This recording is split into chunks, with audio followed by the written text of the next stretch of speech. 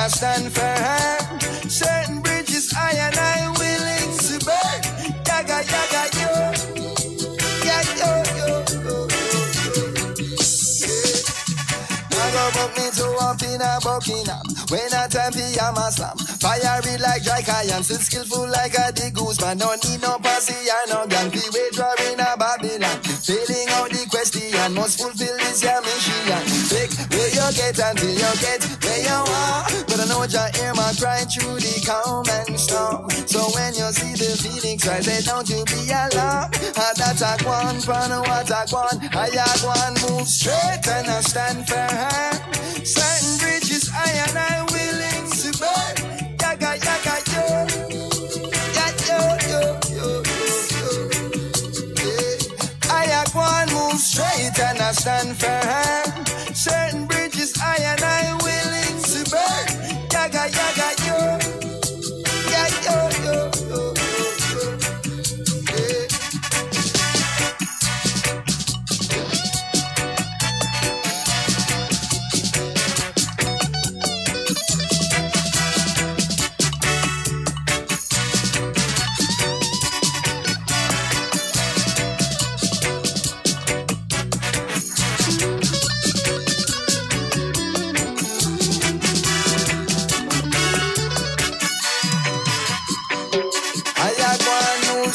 And I stand firm. Certain bridges I and I willing to burn. Yaga yaga yo.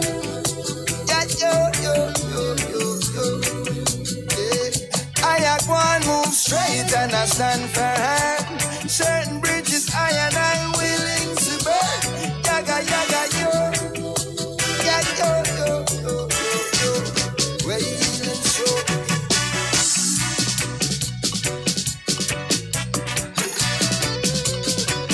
Stay up to date with all that's happening with the new National Party, NNP. Send us a message via text or WhatsApp on 405-8683 with your name, email, and constituency. Stay in the know with NNP. Get updated. You're listening to Hard Talk Grenada via www.hardtalkgrenada.com. The Royal Grenada Police Force presents Ecstatic 3. I make you beg. A night of elegance, talent, intelligence, laughter, fun, entertainment, and refreshments as the men and women of the 4 clubs, along with Her Majesty's Prison, challenge each other for the King and Queen title, along with bragging rights. I won't let go. It's a night of lyrics and entertaining calypsos as the police monarch will be crowned. Friday, 1st June, Grenada Trade Center, 7 p.m. Tickets cost $30. And you can win fantastic door prizes. Ecstatic 3, Friday, June 1st. Hello. Grenada Trade Center. This ad sponsored by For the first time in Grenada, get ready for the Little Miss Grenada pageant. A night of beauty, elegance, talent, confidence, poise and excitement. Saturday, May 26th. Spice Basket, starting from 6 p.m. The Little Miss Grenada pageant. For the first time in Grenada, every parish will be represented, including Carriacou and Peter Madney. For more info, go to the Little Miss Grenada Facebook page. This event is brought to you by LMG Committee. Little Miss Grenada pageant, Saturday, May 26th. Spice Basket. Tickets will be on sale very soon. Stay tuned for more info.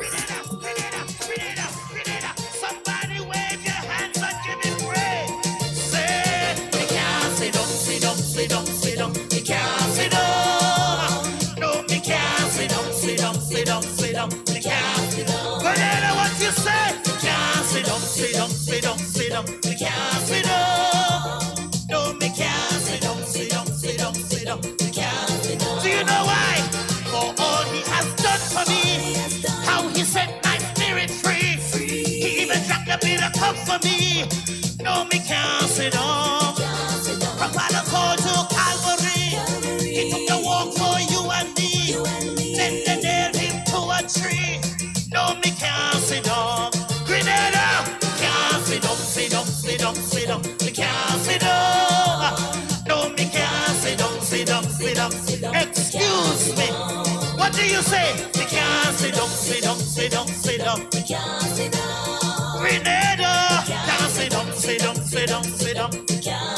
Listen to me. So no matter what you say about me, no matter what you do to me, see I know I have the victory. So I can't sit down. The place of fire down in my soul, and the Holy Ghost is in control. The blood of Jesus satisfy. I give him pass, let me testify. Grenada, can't sit down, sit down, sit down, sit down. Me can't sit down. No, me can't sit down, sit down, sit down, sit down. Me can't sit down. My God, can't sit down, sit down, sit down, sit down. Me can't sit down. I refuse. He's been good to me. I gotta testify. And a good morning to Grenada, Carriacou, and Pity Martinique. Once again, it is time for Hard Talk. My name is Sheldon Scott. And I'm Devon Romain. Yes, indeed. And we are live on 97.5 City Sound FM. And no, we're not on 89.5. We're not in there, but there's a problem with that frequency right now.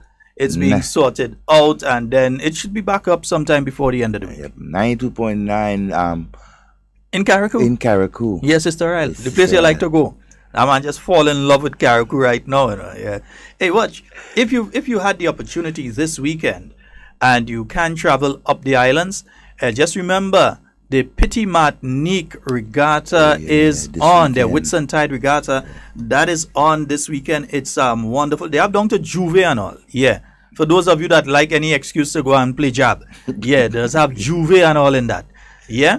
So they're going to be having the boat races, and then they're going to be having the different things like the different competitions on the beach and so on, shows. And so I can't remember who's the artist they may be having up there this weekend. But it's always a nice activity. Yeah, so if you've got the opportunity, you're looking for somewhere to go this Whitsuntide weekend. It's going to be a long weekend. Monday being a holiday, Whitsuntide Monday, you can head up to Carriacou. Yeah. It's always wonderful, Carriacou, Pity Martinique. So you could enjoy some of your time in Carriacou. Yeah, make sure you visit Paradise Beach. The only thing you're taking from Paradise Beach is memories. Dust the sand back off. We want sand stay on the beach. So when you're leaving, dust the sand back off and leave it there. Yeah? So the only thing you're leaving on Paradise Beach is memories, right? Yeah, that's the only thing you'll be leaving there. All right? Also, 94.9 out there in Brooklyn. They're broadcasting. Wade, good morning to you and the entire Noise Radio family. Hope that you all are having a wonderful morning. Noise Radio, We Vibes Radio, broadcasting out there in Brooklyn. Yes, indeed. Yeah, so it's been an interesting couple of days, Devon. We've had a parliament sitting. Yes. And we know we will be having a Senate sitting. Usually it's around 7 working days.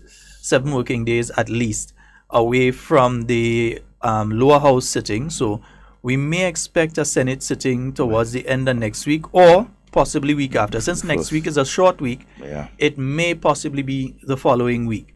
So we can expect a Senate sitting. I haven't seen the notice gone out for that, but we would be having a Senate sitting coming up anytime soon. Yeah, so that'll be a wonderful one as well. Several bills up to be discussed, and so you had, for instance, there was one bill, and I see some people trying to twist it. There was one bill that was presented by the finance minister, prime minister, which is a supplemental to the amendment, basically like to the budget. What it means basically is this, because some people may say, well, the prime minister go on asking for more money again, or he go on eating. No, that is not true. Don't let them fool you with that. Well, I know all of you are intelligent who are listening to this program, so I know you can't be fooled. And anybody that believes what these people say, it's because they just want to be fooled by these individuals. Now, what took place there? I was listening to it. You had a budget. The budget for the year 2018, the budget that was done in December, that budget would have under it certain ministries, and it would have a certain amount of salary for different ministers, for different departments and that sort of thing. With the reorganization of ministries due to the election and due to the fact that, for instance, you didn't have a Ministry of Climate Change and so on, so that is not reflected in the 2018 budget, which means that legally you can't spend money within that ministry unless it is budgeted for, right? So the proper procedure is to go back to Parliament now that you have reformatted how government is, the different ministries and departments. You may have been paying a particular minister within a ministry that no longer exists. You may have had a junior minister in a ministry that's no longer a junior minister in that ministry. So you have to either add or remove to different ministries. And for the ministry that new ministry, climate resilience and so on, you've had to create a budgetary allocation for that ministry to take them down till December when you're going to have the new budget, and that's for the year 2019. That's all that was done, you know. Prime Minister didn't go there and ask for no new set of money. But again, some people trying to make it look like that's what he did. They went there and trying to talk about, oh, you see, go and he asking for money again. They go and they ask for more money again. It's not a situation like that. They are not listening. Exactly. But not only not listening, Devon, I think anybody that takes a few minutes and really tries to comprehend what is being said from an open-minded perspective would understand totally what was done. It is simply that you didn't have certain ministries before, and in some instances, part of a ministry has now been moved to another ministry, and as such, the funds which were allocated towards that particular department or that particular ministry has to be transferred over to the new ministry as well. That is all that was done. And some people seem to think that what the Prime Minister went and he asked for more money and he had on money and he asked for this. I thought they had a nice budget and all this kind of thing. No, it's it's simple to understand. It's simple. You must amend the budget that you passed in December. There must be an amendment to that budget that says, well, okay, there was not a Ministry of Climate Change and so on. There now is a Ministry of Climate Change. And the Ministry of Information used to be under the Prime Minister's ministry. So the budgetary allocation, the funds for that, would have been allocated to the Prime Minister's ministry, but it's now under Climate Change Resilience, Disaster Management Information. So those funds now have to be allocated to that ministry. Yeah? So, I mean... Well, you know, what the good thing about it, Sheldon, is that we are able to explain to persons out there who may have issues or even problems in understanding what the Prime Minister said. Yeah. Right? So, hey, they can say what they want, but the facts are there, and so hey, but they ain't got nothing to talk about. No, but you see, you still have to explain it because some people unsuspectingly may get caught in the web, and especially when it's coming from people that ought to know better. I think we absolutely need to take the time, each and every day and each and every opportunity, and explain these things because it's the people's business. It is. And as such, it must be explained to the people because it's their money. We say government money. It's not government money. Government money is your money. It's my money. It's all of us money. We the government. Yeah? We are the government. Everybody. Yeah? So we have to take the time and explain it. Also, I realize they've been making an issue on the salary issue where ministers have been saying that they deserve a raise. There's a time for a raise for government ministers. Let me explain. As one who formerly sat in the hot seat and knows what goes on. I was appointed to government on the 3rd of March 2013. I was appointed to the Senate. That was a Sunday. I was appointed to the Senate on the 3rd of March 2013. Right. At the first day I sat in the chair, the first day, in fact, the first time I know I was even going into the Senate or anything was the 3rd of March 2013. Did not know intention of that, didn't know anything about that until that particular morning when Dr. Mitchell called, and the rest is history. Right. The 4th of May, with all intention to actually be going to Hard Talk Studio, instead of going to Hard Talk Studio, I had to go to the government ministry. Right. So you go to the ministry, you're now a junior in the ministry, you have your office, different things, right? All of that, you meet the staff and so on. Devon, before the 15th of March, I already had on my table, remember, I was a member of parliament, but I was not a parliamentary representative. I didn't have no constituency. But before the 15th of March, I had over $2,000 in requests on my table. Before the end of 2 weeks. In fact, it was pretty much before the end of the first week, but I'm still extending it. I'm giving it an extra week. Before the end of the first week, I remember there were netball clubs, there were different organizations, different people who had different problems. For instance, they may have a medical problem and they're looking for help for the ticket to fly out to go and sort it out, or they're looking for help for medication and all these sort of things. Over $2,000.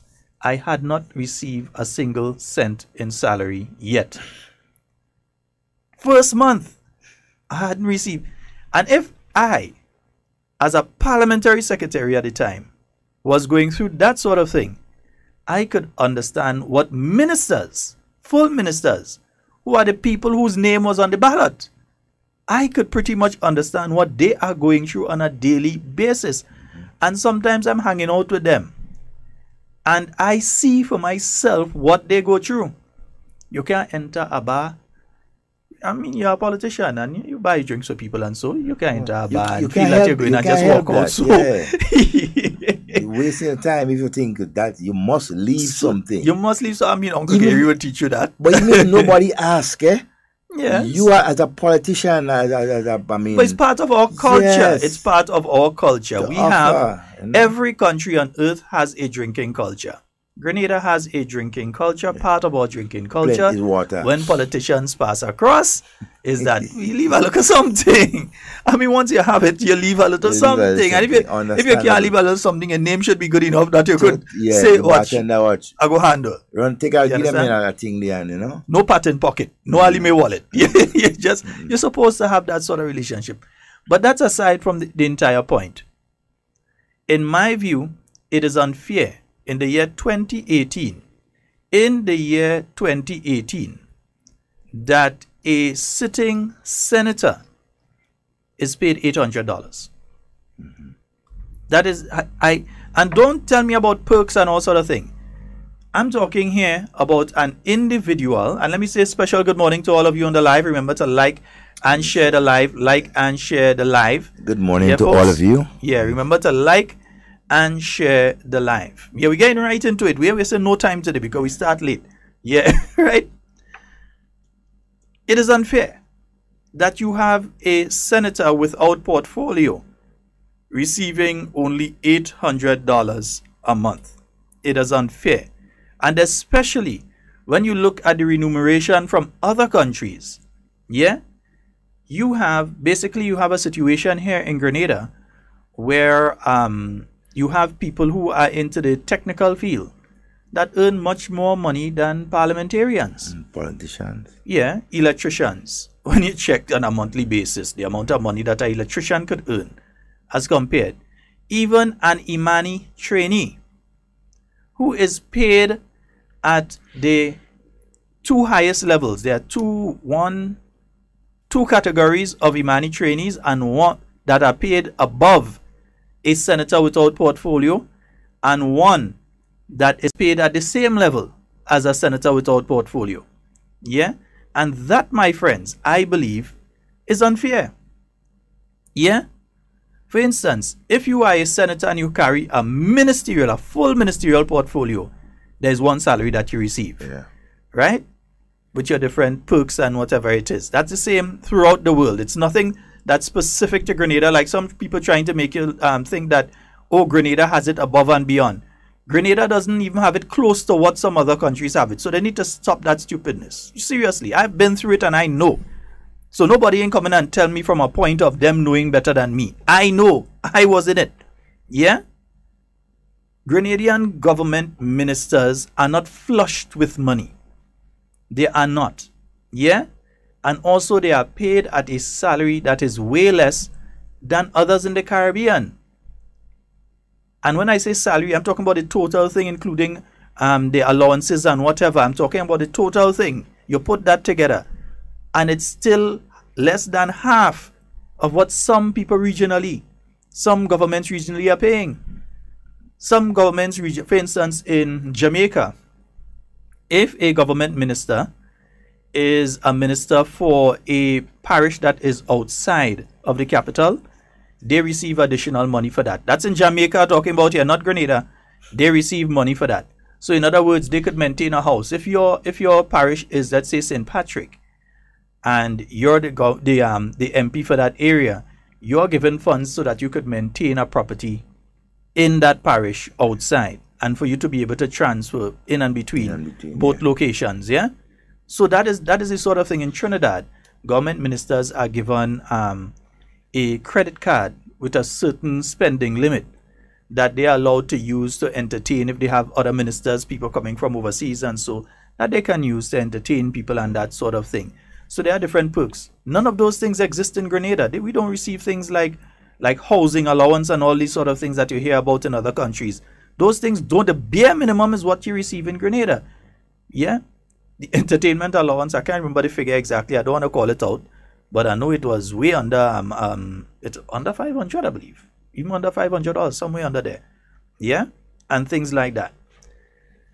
Bank managers in this country make more than the prime minister of the country on a monthly basis.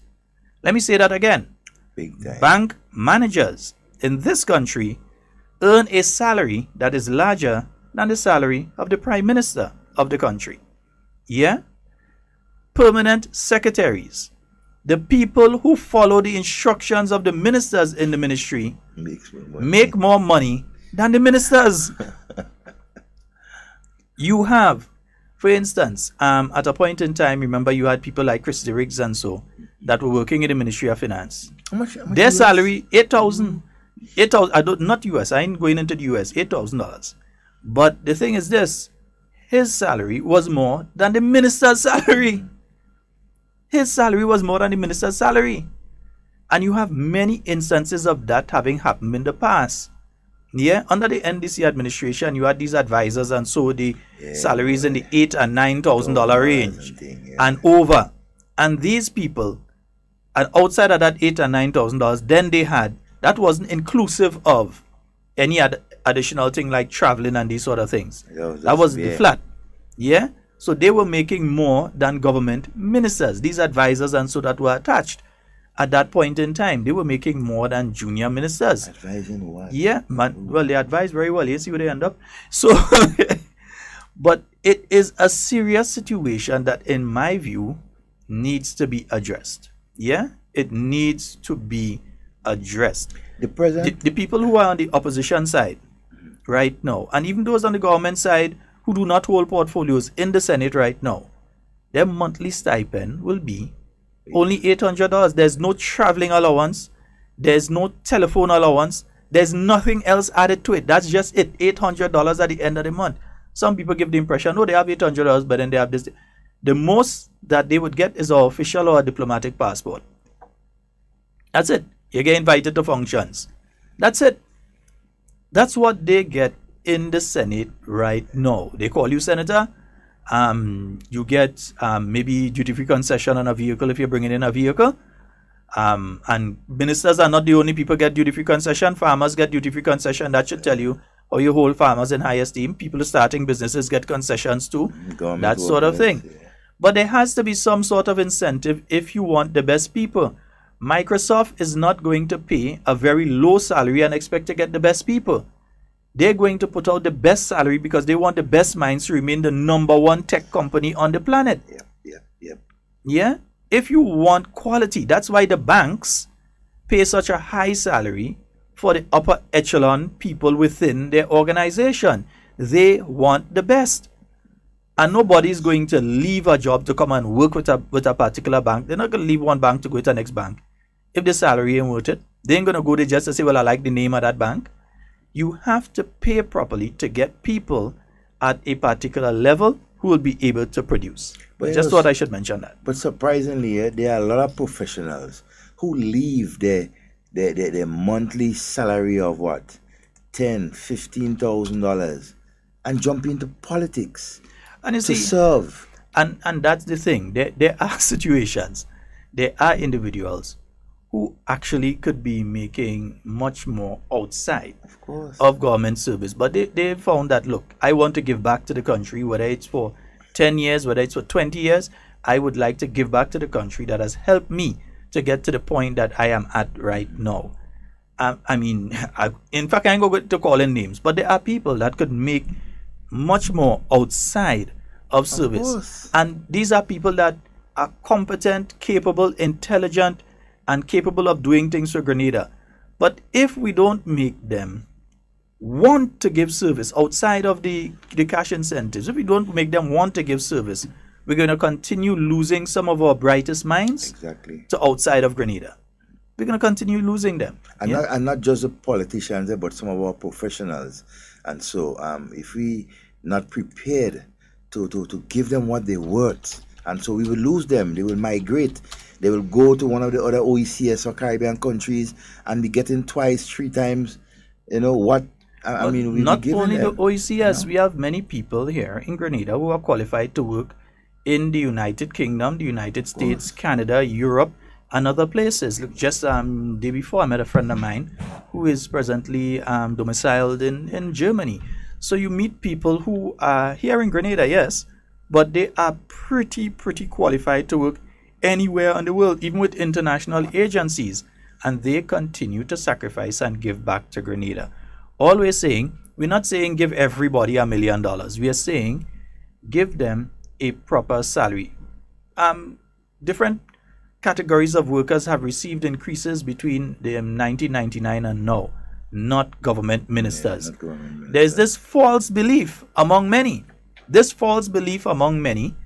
That when public servants receive an increase, that government ministers receive an increase too. No, that is not so. Who which union representing them? Nah, boy, we got to talk to Ollie. Between the Honorable Oliver Joseph or the Honorable Peter David had to become all parliamentarians union representative. One or the other, right? They had to become the union representative. And MPs and everybody. Yeah. So imagine, even if you say, okay, let's say a government minister receives $7,000 a month, and before you get that, they take off income tax. So you're talking about a little 600 or so gone there. And by the time they take out NIS and the other payments and them there, you come down to about 6,000 somebody or 5,000 somebody. If you have a mortgage that you have to pay $1,000, $2,000 on and that sort of thing, or other things you have to pay in the bank, by the time you come down there, you come down to about 2,000 something, 3,000. And by the time you come down to that, when somebody in the village who is seriously in need of some sort of help, they're seriously in need of some sort of urgent help, and they come to you. That's why you find situations when people like the Honorable Delma Thomas have to be breaking the children cash pan and taking the money to go and give people to help them. No. Ma'am, don't do that anymore, please. Poor Delma, she children. Poor Delma, she have a son, the poor fella. Breaking the children cash pan. No, but it sounds funny. But it is the reality of what happens. And in my belief, I believe that we should increase, especially the constituency payment. The payment. When I say the constituency payment, what I'm referring to here, if you've won the election, you've put your name on as a candidate for election, you've won the election, right? You are now the parliamentary representative for a constituency. The amount of money that you will be receiving, Prime Minister made the announcement that no longer will they be receiving the same salary as a government minister, but now they'll be receiving only the money as a parliamentary representative. That's how much? $1,200 a month. Wow. $1,200 a month. There are cleaners in Grenada that work for more than that. But you're the parliamentary representative. Yeah? Not the minister, the parliamentary representative. You're the honorable so-and-so in charge of this constituency. Security workers make more. Security workers that pull a little extra time and thing does make more than us. Security workers go down with two something. Not even extra time. Yeah. They regular pay. They will, you know, they would make more than $1,200 easy. And there are people out there that are saying that this is correct. Leave it like that. There are people out there that are saying that. But I assure you, if their political party, because we know a party then, if their political party had gotten 1 or 2 seats, they had not a word to say about this, you know. They had not a word to say about it. Or they would have talked about it, knowing full well that yes, government might have still go ahead with it. And at the end of the day, they would have benefit from it. Of course. Because they ain't coming in and say, break it down, you know. If they ever were to get into it, never come in and say, break it down. But they themselves know and understand. Right? The level in which the politicians, the parliamentarians and so on pay, they know it's unacceptable. Right? $1,200, a month. You not being a government minister, you are a MP for a party. That can't work. We have to see it for what it is. Right? So, and that is why, again, the Prime Minister has decided to put a committee together to look into the whole question of the salaries and so forth for MPs and senators and that kind of thing. My view, it is unfair. I do not agree with Franca Alexis Bernardine when she in says her comments. $800 is not enough to buy the game. It's a dotage statement. It's a stupid statement. Yeah, she could have make a better argument. It was an unfortunate and stupid statement. But if you say that the standard of the appointment deserves more emolument, that's a nice way of saying that they deserve a raise, right? That's a different thing. Give them more money. You can't. I mean, you ain't spending $800 on gas. Come on, man, please. But increase it a bit. Yeah. I think in Trinidad, parliamentary secretaries paid somewhere around $22,000 TT. So you have to half that, right? Something, and still more than what a parliamentary secretary in Grenada would get. A parliamentary secretary in Grenada gets somewhere around $6,000. It's in the budget document. There's nothing to hide there. Somewhere around $6,000. So you have to be honest and understand that the level at which the parliamentarians are being paid is not fair. It's not fair. Because you asking persons to leave their lucrative job, their profession, and come in and serve. Yes, they come in and serve. It's a sacrifice. But remember, they have families too, right? They have their own commitments. After politics, what next? After politics, when they would have come into politics and can't save a dime from their salary, right? Which they would have been doing in their profession. What next for them? But then there's also the issue that some people have been raising about, and no, I'm going to call it out, say it as it is, read it out as it is. There are some issues where people have been speaking about, and I don't know what's wrong with the live this morning, but I don't think I'm seeing comments. I'm not too sure what is taking place with the live this morning. It seems to be sticking, and I'm not seeing the comments and so. But anyway, yeah, somebody post a comment. Let me see. Yeah. But anyway, outside of that, Devon, I'm saying this.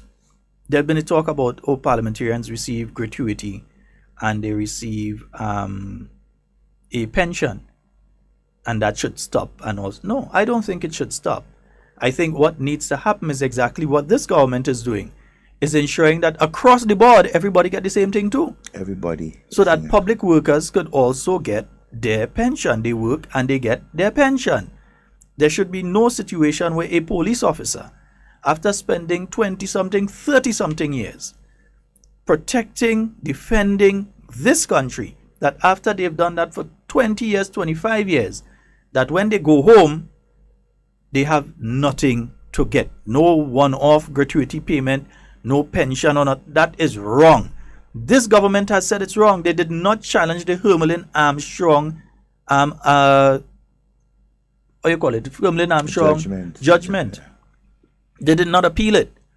Yeah? So this government, this new National Party government, and the last new National Party government, agrees that public workers deserve to have a pension. It was not the NNP that removed it. Yeah? It was not the new National Party. In fact, you could ask Mr. Burke about that. He was around when it was I could say something about that, Sheldon. Go ahead. No, in terms of the whole gratuity thing, and I found it real strange during the period the NDC while in office. And Mr. Buck, you have some answering to do. Gratuity on workers, for example, contractual workers within the ministry and so, right? After your contract is up and so, they will give you a gratuity and so, right? That's the workers. They took that off by 2009, 2010. On the ordinary workers, but kept it for the politicians. But see, and what government here is trying to do is restore it for public work. And the right thing is, across the board. For I want to say right across the board, including those who've died and gone to the great beyond as well. Yeah? You know, those who deserve it. I mean, come on. You know that, because, okay, and the what about a nurse that's been working in the service for 20-something years? You know how much nights, if you add up the nights, I show it add up into how much years of night time that they work. When you add up the nights, same with police, when you add up the amount of nights that they work. And don't watch our teachers, so if you teachers only working in the day, they're working in the night too. In the night, because when they're going to, when they're putting together the lesson plan, and so when you add that up, that's years of their life. Politicians, policemen, teachers, right? And so they don't have basically a day off. Yeah. Nurses. Let me say good morning to you, Fraulein. I hope you're having a wonderful morning. Hope to see you for Spice Mass soon, eh? Yeah, we liming it. Nice. Okay, Spice Mass. Nice. Good. Yeah. Hey, but telling you again, Devon, it is only fair. It is only fair Because I understand where they're talking from. Many persons may not understand. Less than 1% of the Grenadian population have ever been parliamentarians. Less than 1%. A lot of them end up being paupers. And well, show me one who come out rich. None. Show me one that came out from there that did not have a business or did not have some sort of a doctorate or degree or so that they could immediately just come out and go and work with this agency or that agency, whether regionally or so on, that come out rich. Show me one. Show me one that come out rich. You don't. Yeah? You don't. But if, and somebody's saying here, shall I say that for the responsibility, the money is not enough. But not only that, for the responsibility of looking after your money, they should be paid properly. I'm saying Microsoft will not offer a job for even the cleaner until the cleaner they're giving them $1,000. They're going to offer, they want the best cleaners. They want the best of everything. They want the best plumbers. You think they're taking plumbers that will work for $400? No, they want the ones for $4,000 because they want the best. And if you want the best, you should be willing to pay for the best. It also means that you get to demand the best service as well. Exactly. So don't think it's going to be a situation that politicians say, okay, well, raise this and raise that, and then at the end of the day, you can't talk out to them and you can't, they play in the fool. And so, no, you have a right as a Grenadian people to demand the best from them as well. Otherwise, you demand it. It's yours. Yes. And when the time comes, you find they're doing shoppiness, you know what to do. Yeah. And if it's a senator who you do not elect, then you find some way of letting your voice be heard to get him removed or something like his or her removed because they are not doing their job. Exactly. You know? So they are recourse. They have, you know. Because, and let's look at the issue of parliamentary pensions that was put in place back in, I believe it would have been 1989. If I'm remembering, I'm just using my memory here, 1989, that would have been put in place by the Herbert Blaise administration. At the point in time, there were people inside there like Dr. Francis Alexis, George Brizan. No, they had left already. 89? Yeah, 89 they had left. I think it was before that was done. It was before. They would have been there when it was done. So that's why I'm saying I'm trying to get off my memory. 89. But they were all there when it was done. They were all there. Because it was done to ensure that people do not get sticky fingers, that they do not end up going to contractors who receive government contracts and saying, kickbacks and that yeah, well, you had to give me a percentage or you ain't getting it and that kind of thing. Yeah. That is why that was done, to ensure that, and also to give some sort of dignity. Now here it is, you have a person that would have gone, they would have met presidents and kings and they've met ministers, they've traveled the world representing you. They're the face of Grenada. And then to see them like a pauper walking the street with a piece of slippers, two different slippers in their foot and at your pants, and thing like a vagrant in Grenada afterwards. When you travel and somebody asks, well, what about Senator Sheldon Scott? You say, no, that man is a vagrant in Grenada, that man walking the street drinking in the drain. Yeah. No. It's to offer, and let me tell you all, I had no gratuity, no pension, nothing to get. I have none of that to get. I'm out of that totally. But I'm talking from the perspective of what is taking place. Yeah, people come out of politics and you come out with more loans and things that you had to pay off than anything else. Oh yeah. So it is unfair, and I believe it is time that that be rectified. At the same time as you're fixing the issues of the public servants, of the teachers, yeah, of the police, of the nurses, of the rank and file workers who are working in the ministerial complex. That sometimes you pass and you see the light on late in the night because some of them have a project that's starting the following day or the following week, and they're pulling those late hours to make sure that it happens. And who's paying them for that? But they don't get a single cent for that. Because remember, the drivers that are driving in the ministry, and sometimes they have to go and drive late at night, picking up staff, dropping them off to functions and that sort of thing. They don't get additional salary for that. Because remember, at one point in time, there was something they call overtime and that sort of thing. All of that is cut out. You understand? You don't get, extra money for the extra hours that you put out. No. They may work out something with you in terms of vacation time or whatever, but not monetary. Not monetary contributions.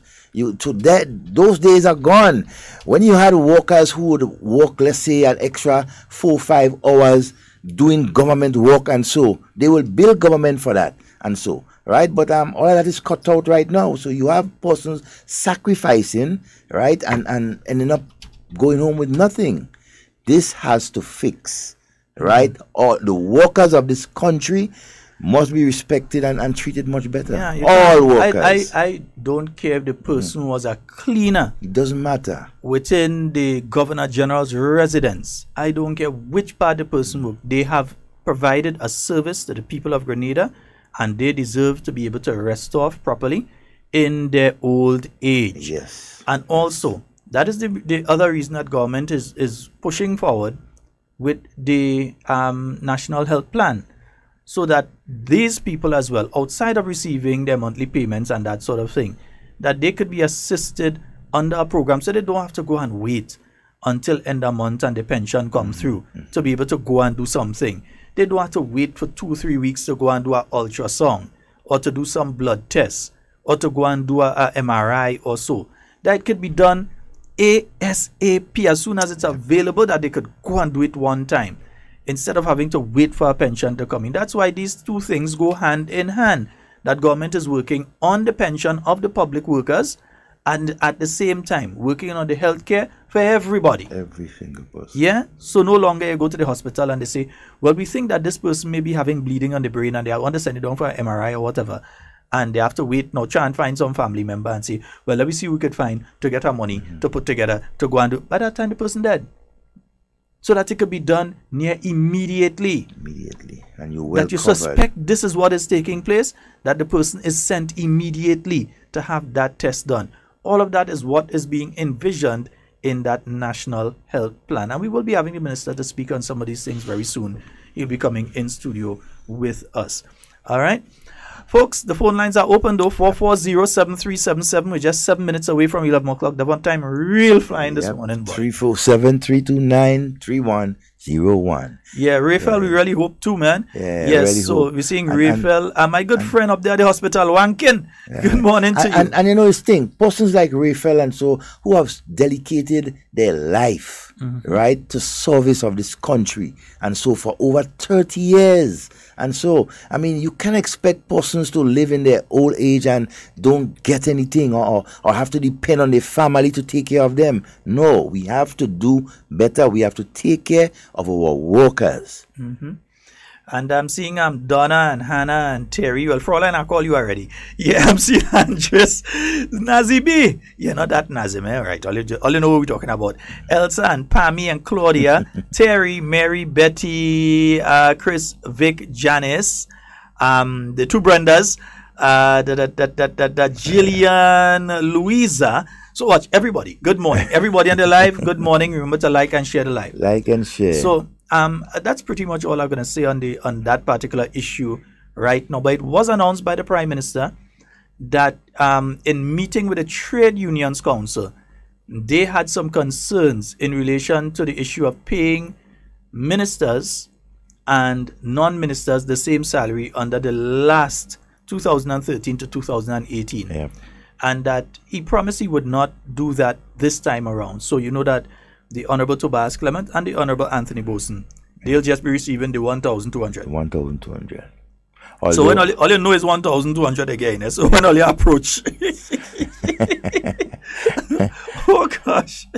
And Honorable Anthony Boson, even before, I mean, you know, that he decided that, look, whatever government is giving, he's not, you know, prepared to accept it.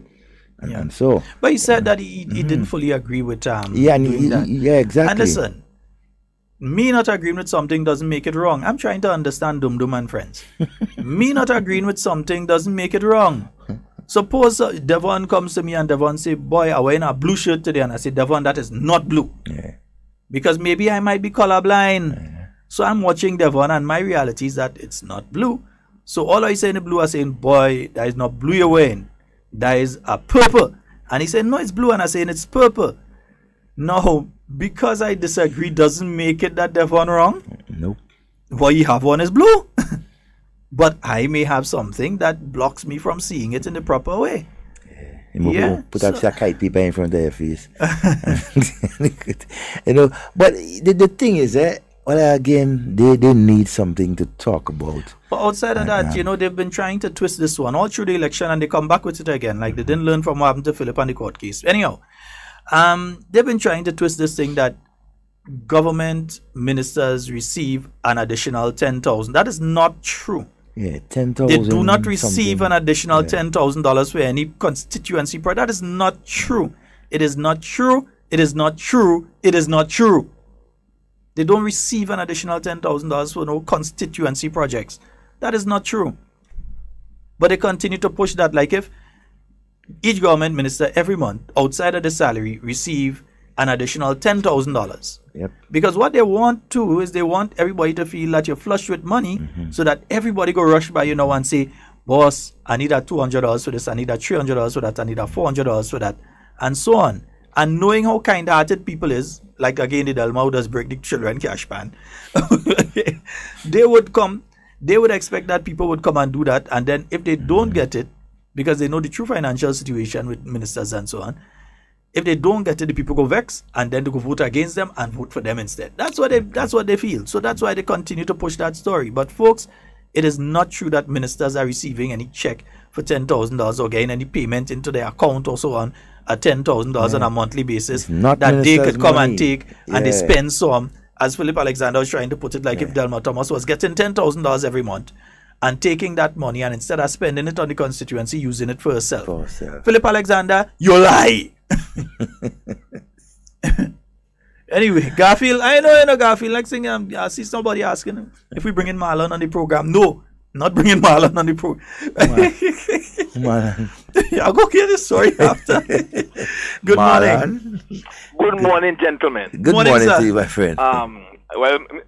Mr. Scott, good morning to you and good morning to your listening audience. And I must say a special good morning to Devon. Yes, sir. Good morning. And let me tell you, you speak about my minister there. She still continue to break the children cash. That's abuse. I have personally told her that. Yes, that's abuse for children. I know what your responsibilities are, and I know that you have a special love for people, but you cannot continue along that path with your personal finances. You have and to I'm speaking from my, because this is exactly what I have said to her. You have to find another way for the children to secure the cash ban. Yes. Right? No, Mr. Scott. Not now when it comes to our ministers and parliamentarian. Not now I have come to that conclusion. I don't see nothing wrong with increasing the salaries of parliamentarian and ministers of government. There is no doubt in my mind that this person's salaries don't meet the standard. And an increase in salaries are well past overdue. For me personally, I am of the opinion that a minister of government should be working for $100,000 a year after deduction. Because, and even $100,000 a year, I know that from my minister's standpoint, she will still believe that because they receive an increase in salary, she could do more. Of course. No. Now, gentlemen, give me 2 seconds here. Now, listen. I was listening to the comedy part of the NDC morning program, the comedy part, which is the calling part. Mm-hmm. As usual, I had a good laugh. But what still kind of puzzles me is that why these folks don't realize that they have just lost a general election in the worst way. They don't seem to understand that people rejected them.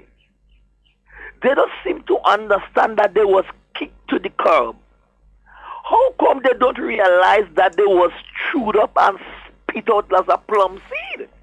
No, I refer to that part as the comedy part because, listen, when I hear callers saying that the love that the Grenadian people are showing for Dr. Mitchell, it's not normal. My question is, why this love shown is not normal? I find it is absolutely normal. Why? You have a man, a leader that loves people. Dr. Mitchell have done more for the poor and needy in this country in the last 30 years than any other leader. Dr. Mitchell has done more for young people in the last 30 years than any other leader. Dr. Mitchell has done more to lift the standard of the Grenadian people than any other leader. Dr. Mitchell government has given more scholarship to the Grenadian people than any other. Dr. Mitchell government have stable our economy that was in free fall. Dr. Mitchell as Prime Minister is the most visible and accessible Prime Minister we have in the last 30 years. Dr. Mitchell government have brought down unemployment. Workers have received more benefits under Dr. Mitchell government than any other government in the last 30 years. Poor people, children are now given more university scholarship in record numbers than any other administration. My question is, if you have a leader that have done so much in the eyes of the people, why this love shown is not normal? Tell me, it's Obia. And if it's Obia telling all you, tell me where to go. Because I want the pick 3 and the pick 4 and the lotto and the super 6. If all you know and all you sure, this is not normal. Tell me where I could go to find this abnormal, these people who can do these abnormal things so I can get it to work in my favor. I'm willing to pay for it too. Gentlemen, you all have a pleasant. Thank you, my friend. You see, that's the thing, eh? When you are a leader and you cannot mesh with the people, you cannot reach out to the people as a politician, you cannot be there to answer their cry. They don't always want money from you, They may just want a listening ear. When you can't do that, you never understand the role of Dr. Mitchell as a prime minister and as a leader, politician. You can't. You understand? Because you don't put yourself in the pool. You don't like people. Good morning. Good morning, my friend. Morning, Sheldon. Morning, Devon. Morning. Sheldon, everybody in Grenada made sacrifice. They work hard to see the growth and development of Grenada. The politicians work hard. You have public servants, they get increase in salary. Right? They have family. The politician has family. And I do believe what is good for the public servant is also good for a politician. And brother Sheldon, if you look at that, wherever a politician, when you reach there and then your salary remain the same for all these years, what could happen there, brother Sheldon and Devon? A lot of good, capable people who not come into politics, who not partake in that. Of course. Because they prefer to go and work either in some ministry or somewhere else where they get a good pay. Because and that is why I do believe that politicians work hard and they deserve better. Just as someone work hard and deserve better, everybody deserve better. Because they have a family. And even when the politicians got the money, sometimes there are people in the constituency coming to them and they have to reach out and help them. So I believe they deserve an increase in what they get presently. All right, member. Because Sheldon, between me, I know there are some MPs that basically pay, right, out of their salary, pay 1 or 2 workers, right? Boss, I mean, some of the things that I know that MPs take the money and help people personally with, I will never come on radio or even in personal conversation with others, and tell them what I know. Some MPs does go through it. In fact, if you get to know, you for yourself shaking your head. Yeah. If you know what some MPs does have to do. The distance they will go to I know. To assist their fellow men. Boy, nobody is telling me, I know. Nobody not tell me. I know. Yeah. What some of them does go through. But outside of that, also yesterday, on the post-cabinet briefing, we had that discussion taking place about the new passport. Yeah. The fact that Grenada has been using the same passport for the last 20 or so years or more. Yeah. Yeah, and it's time to update. Point number 1, the passports that we have right now. Once the stores of printing material has been completed, in other words, once they use out all of the booklets and so that they have right now for printing Grenada's passports, we will no longer be able to print the same passport anyway. Because the companies that make those bits and pieces, that make the type of booklet that's being used and the type of plastic and so that's being used, because I realize there's a type of laminate plastic inside, and so with the barcode, the company that's making those consumables, those things that are being used to create the Grenada passport, that particular company has gone out of business. Yeah. So it's like you have a car, but you no longer have the parts for the car. BMC. But the thing is, you can't go to another car and take parts for it. BMC. Yeah, BMC. That's what happened with BMC. BMC and some of the older vehicles in the 60s and 70s. Some people have them now, but they can't get the parts. Unless you're Cuban. Who can make parts for anything. Unless you're Cuban. Them Cuban making parts for anything.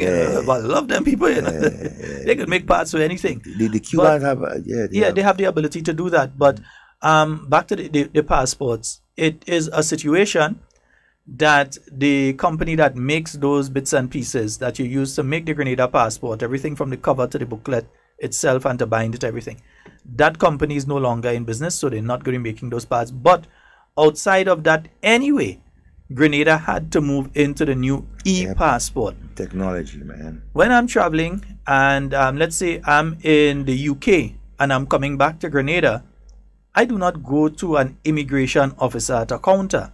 I go up to a kiosk. There's a machine there. You take your passport. You could go up to one of them. If you know somebody elderly, they don't know how to use it. And what they do, they have people there showing you how to use it too. So you go, you take your passport, you put it in so it scans the barcode and that sort of thing. And then you enter your information. It prints your boarding pass. It prints you see how much bags. It prints the stickers for your bags. You put your bags into the over to the people there. They put the bags through for you, and then you proceed to the gate to go onto the plane. You don't go through no sort of thing with immigration and this sort of thing again as before. When you enter in, boy, they want to see you enter in. When you go in, it's like, go on. When you enter in, you're getting everything. Even in the US, there are some of the airports that operate that way too, that you could do it. What has been happening now is that Grenada's passport in that context is now outdated. The passports that they're using now has the updated. They have the microchip. Our passports do not have a microchip in it. But the passports that you're seeing, most of the rest of the CARICOM and other countries using, they now contain a microchip in the cover, I believe it usually is.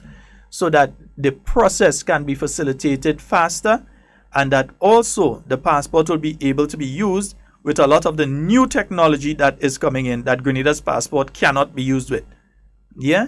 Even coming back into Grenada now, the last time I was going back into Grenada, I found one of the kiosks here. So that instead of going to the immigration officers and so, that you could have gone there and you put your passport and it scan it and it tell you put your face, it scans your face together with the passport, it say okay, that is that person and so on, and you proceed and so. So it is making everything even more electronic. Because as it is right now, they also were offering, I'm not too sure, I have to speak to Superintendent Pierre, Issa Pierre, not Tafawa, Issa on this one. Good morning to both of you, to both Superintendent Tafawa Pierre and Superintendent Issa Pierre. I wonder if they're related by. No, I believe so, nah. You believe? No, I believe that alone. Leave that alone, please. Devon behave. Leave that alone, please. I say Andrew man. I stay not all. You say Andrew man thing. Yeah. And I also a Tempe man too.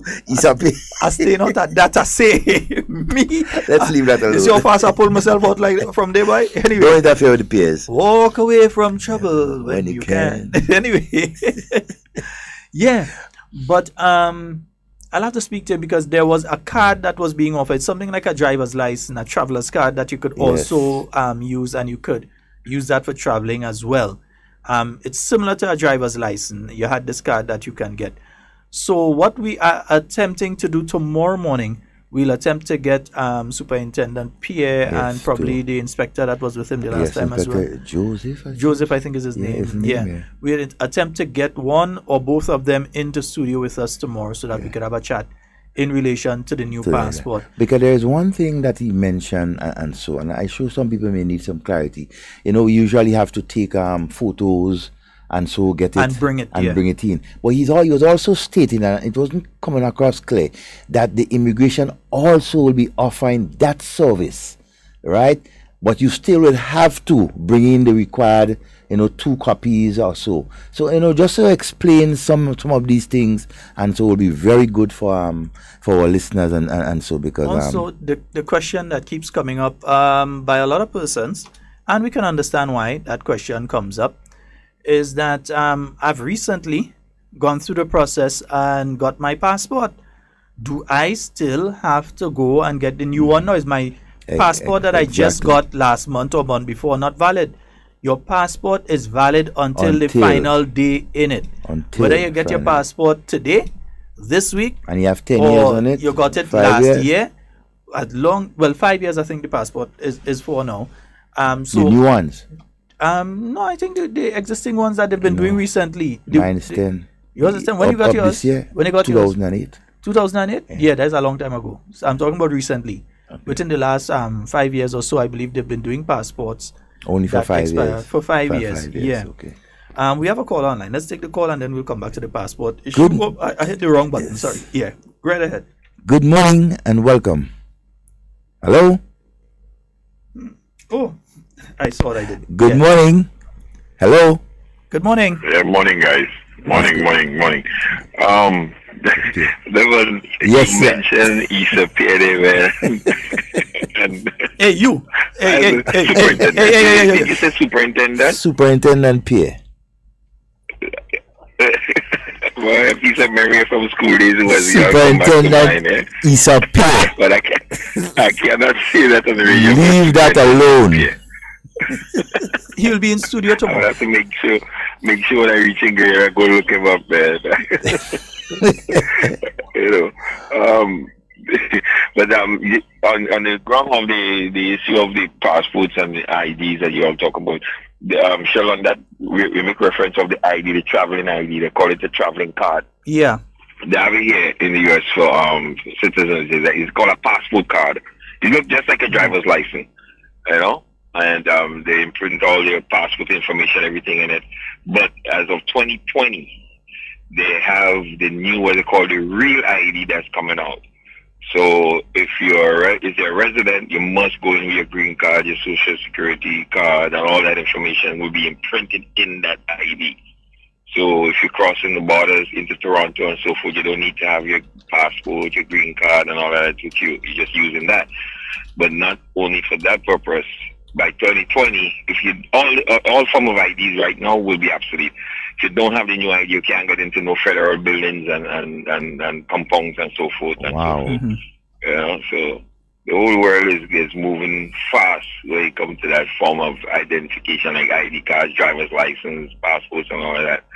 You know, it's just a scan and you move. You know, it's not like you can hide because once you have it with you, they know where you're at any point in time. Yep.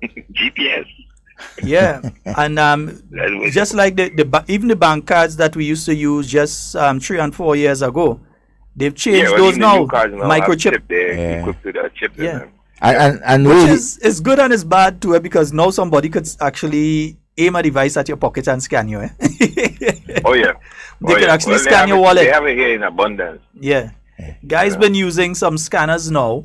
And this guy, not in Grenada, but there have been people in the US and the UK that have been using special types of scanners that they could basically pass next to your purse, pass next to you, and scan your banking information off of your card. Right off your card, right in your pocket. Yeah, you can scan it off of that. They have a couple of instances where in Brooklyn here, a couple of guys went to jail. They raided them not too long ago. You know, lock up about 30-something of them, you know, for that kind of a crime, that fraudulent type of crime, you know. Wow. But going back on all of those things, and he has his good and he has his bad, you know, and everything. It's pros and it's cons. Yep. You know? But you guys, it's still safer than what existed before. I didn't hear you. It's still safer than what existed before. Yeah. You only come to the fraudulent aspect of it, you know, because you know the old type of passport it could be easily forged, you know. So, because they have some type of printers now, these guys just printing. When they print it, they look identical to the original. Yeah. So, you know, and that's why it started inserting the microchip now. Right. So that you cannot. That is unbreakable. For now. Well, for now. Yeah, there you go. And you know when they came out with the new cars, like for instance my vehicle, there's a lot of vehicles with a push button and all of that. They say, oh well, you know, that is the evade car, you know, car theft. You're right. For what? Couple of months. That's it. I parked my vehicle one day and came out the next day, and my whole vehicle's ramsacked all inside, and I'm wondering how they got in. No windows busted, no lock pick, vehicle lock. Just as I locked it and go in, come on, it locked. I had to unlock it to get in, but somebody entered the vehicle and they done the lock it back. They lock it back for you? Away. Yeah. Yeah, they took one of my Apple phone, one of my tablet, that I normally keep in there. They, took what they want, what they didn't want. They just scattered it all over the vehicle just to let you know they were in there. And about the merry way. I know you have real garbage in that vehicle, eh? Yeah. Why you lucky with that radio? You're lucky with that radio. I can say that. Let me say something. Devon, don't run off. Devon, don't run off. Get a reply to that. Devon, don't run off when program done, because I have a feeling you'll get a call as soon as the program done. I'll even before program done. Don't run too fast. You know what? I go tell superintendent. I go say something. Boss, superintendent go get you. Don't worry. Leave the man out of that.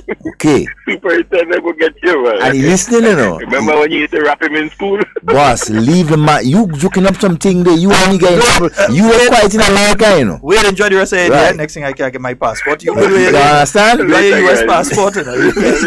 Next thing I have trouble, I can't my passport expired. Boss. Next thing I can't get a passport. Talking about having superintendent pay, man. We should have so much a fight, eh? I ain't getting that. Boss, I apologize. But getting back to the issue of the passports again, though. Folks, just remember that if your passport has not expired, and the new passport becomes available, the new type of passport becomes available. If you so desire, you can wait until your passport expire and then get the new one. Or if you believe you want to have the new type, you go into the immigration department and you tell them you want the new, and you pay for the new passport. And you pay for the new one. It would cost a little more, because I think it's about $50 more. Yeah, because $175, I think it's gone up to now. And the price of a passport is not $150 or I think it was 20 or something. Or 125 or somebody. So it's about $50. We'll get a clarification tomorrow for sure. But it's gone up a bit, and it's gone up. It should have been the price, considering the equipment. Yeah, considering the equipment and the consumables. And when we say consumables, this is what we're referring to: the type of ink that's being used. You have a document that sometimes you're going to be it passing through snow, it passing through all kind of thing. You don't want a passport that you're coming off the plane, rain falling, the passport get wet and the ink run and die. So it's special ink that's being used to print it. It's special features that are being put into it, including a microchip.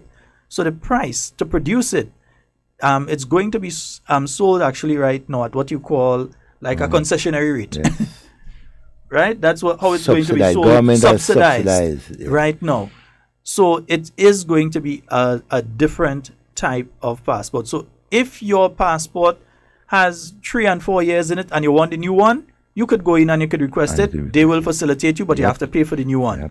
Right? No problems there. If you want to keep the one that you have until the final date, it says in it, it is valid. It's a valid document that has not been withdrawn. It will be a valid document up until that end date. Yeah? And then I realized, so I've heard basically a stupid argument that government putting that in place to raise extra money. You're not raising extra money. You're actually not even breaking even on this right now, because the passport, to create the passport is going to cost you $300. And now the passport, you're selling it for $175. Exactly. But not only that, how many people a year, you just go for a passport every year? You're going for it every 5 years, every 10 years. 5 or 10 years. Right. So it's not like it's something that you're going to be making a pile of money on. Every year somebody come in and renew and this kind of thing. I mean, come on, man. It's a shallow argument. Speak with sense, man. Speak with sense if you're speaking now, because as soon as we start to tear this argument apart, there's nothing. I mean, if you think about it, there's nothing to really talk about. And someone is asking if I'm serious about the new passport being valid for 5 years. Yeah, I am. Yeah. Because what has been happening is that, for instance, there were some children that I had done up their stuff for the passport, and so they used to live with me for us to travel to Trinidad and come back. And their passport was still valid. But if you looked at the passport and you looked at the person, yeah, there's a resemblance, but it was a totally different something. Problems, yeah. Yeah. In the space of 5 years, your features don't change that much unless you have surgery or an accident or something like that, or you're on met. Yeah, when I say met, you know, I'm talking about that drug and them kind of thing. Yeah, that'll change your features. But generally, your features do not change that much within 5 years, but within 10 years. Oh, yes. Remember, for instance, an 8-year-old who comes and gets a passport now, when the passport expires, they're 18 with the 8-year-old picture in the passport. Yeah, beard, all kind of thing already. Yeah.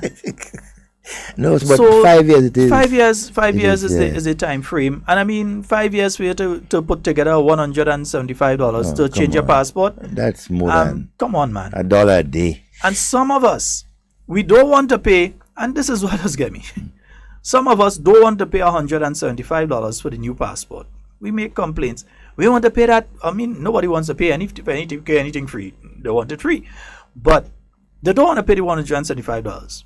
But they will pay the 200 US. It is for when you're going for a visa now. How much you pay? Yeah, I think 100 and something years, or nearly 200 US. US. Right, you pay that. Nearly $1,000 for a flight. According to the time that you're going over there. Hotel accommodation, transport from the airport to the place. Well, it's a little closer now, so they bring it a little closer to the airport. But even to the guest house, so transportation, that kind of thing. So you're paying all of that. So you're paying for the hotel in Barbados, you're paying for the flight from Liat, you're paying the US government at $200 and something, but your own country you refuse. You don't want to pay. You find it hard to pay $175. And then we want to put the Grenada flag like a cape around us and run up and down the place. Who are we are Grenadians, who are you? And you say that again, another thing. Yes, you want to travel. You always want to travel. You're here, there, you want to go. You're spending almost $3,000 to go to London, or $2,000 plus to fly on JetBlue, or what the case may be. And what you have to travel with, you don't want to pay $175 for. Just to go to Trinidad right now, the cheapest flight you may find at any point in time to go to Trinidad, you may have to spend about $700. That's the cheapest that you're going to find a flight for. Right? But you ain't want to spend $175 to have something for 5 years, and the ticket only lasting you for what, a month perhaps, and you have something for 5 years. You're paying $175 for. And you know the other thing, after you go and you pay, you're close to $2,000 to $3,000 to go and organize a visa in the US, in Barbados. You ain't sure you're getting a visa.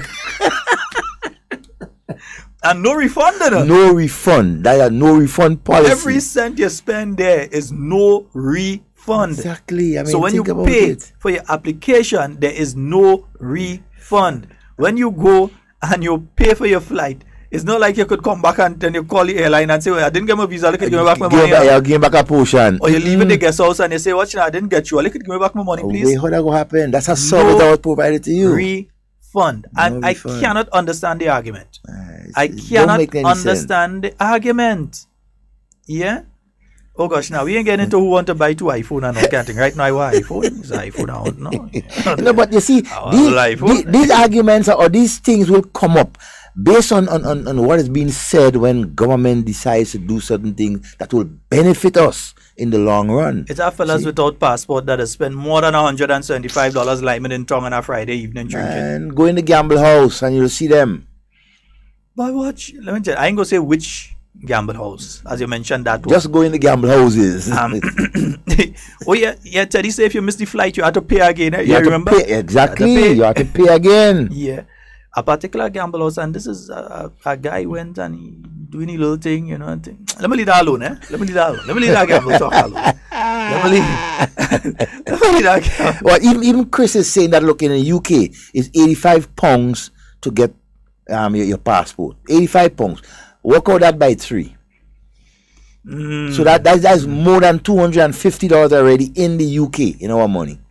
Think of it. And we only paying $175. Government has subsidized it for us to make it much easier for us to obtain that form of identity, your passport, which you can use anywhere in the world. It's an investment for you and your family, your children. And so, so I mean, look at it that way.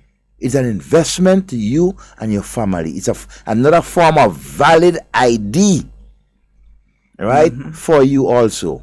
So, folks, just remember, hey, I hope you guys who have your motor vehicle license to pay, the deadline is gone. Yeah, the deadline went 2 days ago. It went today's Thursday, so it went on Tuesday. Yep. That was the final day for motor vehicles.